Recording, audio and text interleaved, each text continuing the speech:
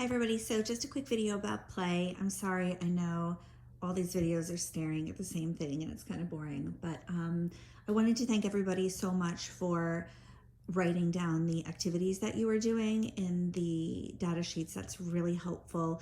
And you know what, because the video is pointing in this direction, before I talk about that, I have been on Greg about the reading and fixing the DVD player for the Hooked on Phonics.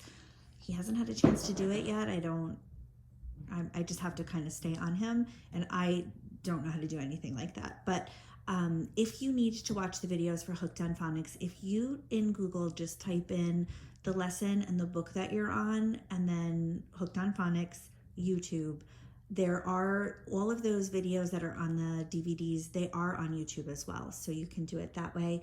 I know it's not as exciting as it's not on the big screen and it would be on the computer, but until I can get Greg to kind of fix that, if you could just do that.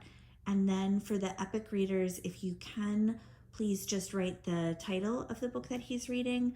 That'll just help me actually with his progress reports for school that I have to give for the Wappingers district. And plus it's kind of exciting for me to see what he reads because I really do think he's come so far. So that's kind of nice.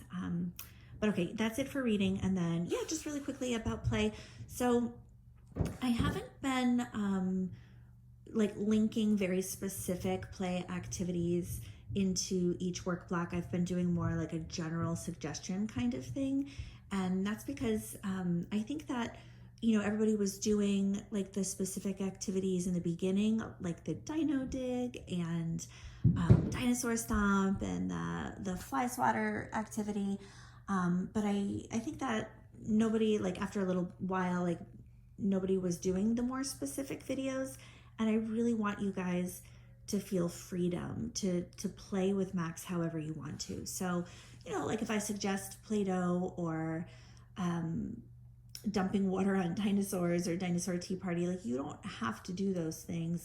It's really just general suggestions. I want you guys to have fun and play however you want to.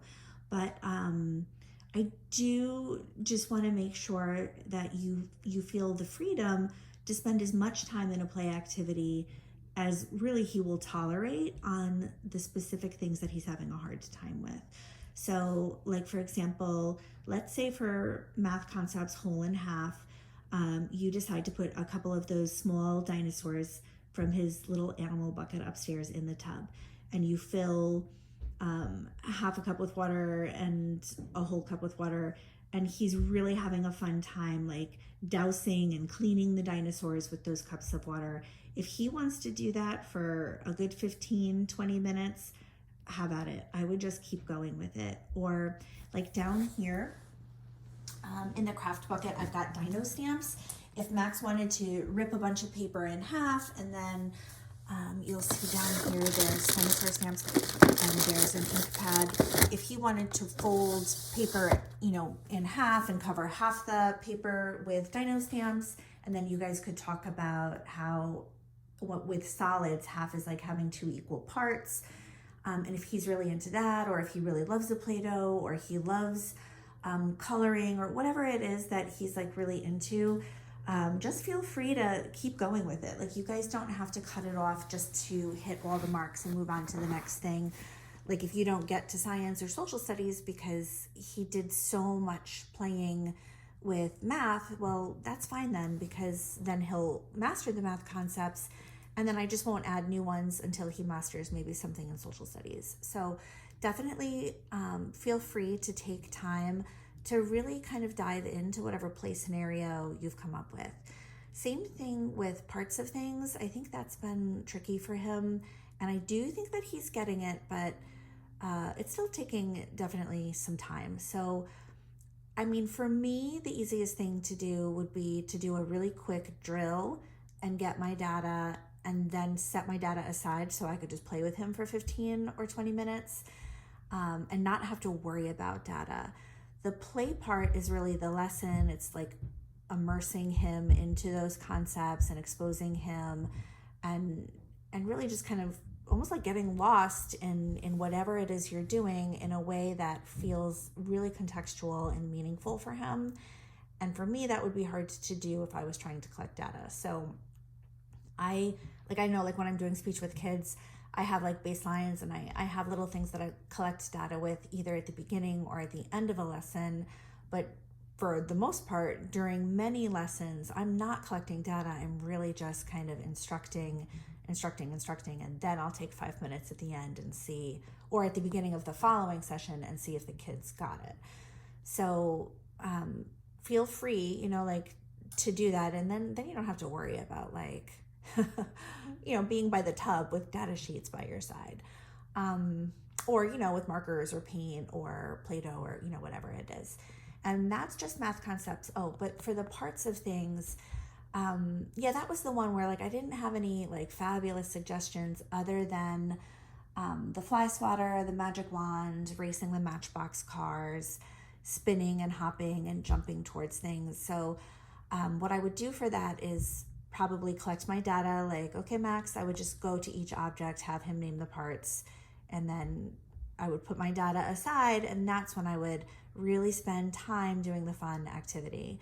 And no matter what it is, and you can really play however you want. Like if you don't want to cover all the parts of things, you could just say, you know what, for myself this week, I'm going to focus on just handles.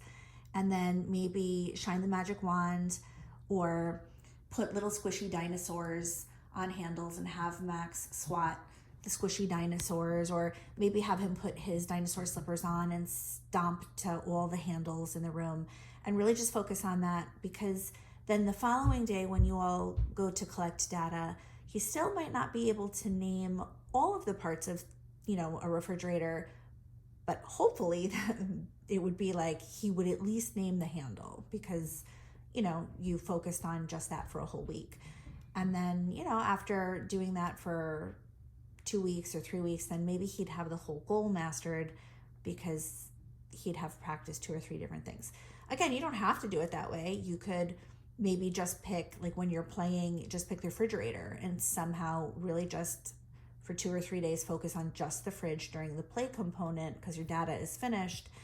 And however you want to play and work that out, you'll just do it. And so then maybe when you go to collect data the following day, he doesn't have all the parts of the oven, but maybe he's mastered the fridge. So I don't know. I don't really want to like rope you in to playing or practicing in any one particular way.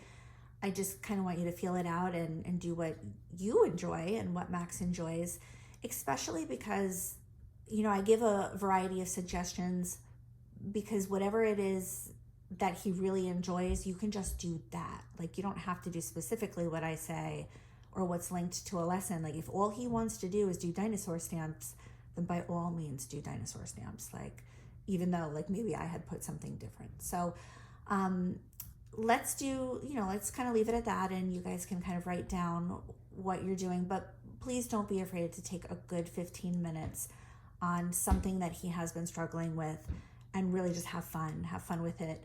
And if you don't get to social studies or science, or let's say science is what you're spending a lot of time on, and so you don't get to math concepts, that's fine. That's okay with me. So, just kind of play around with it, and hopefully that kind of works for him.